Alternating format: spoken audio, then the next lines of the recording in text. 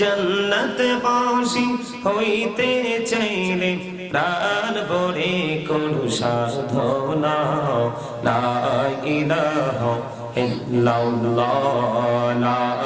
ইলাহা হায়রে কত সুন্দর মদিনা কেমনে যাব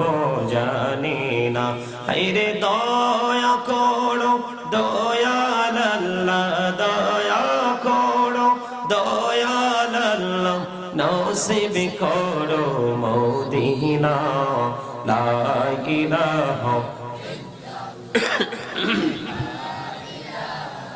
ইল্লাল্লাহ লা ইলাহা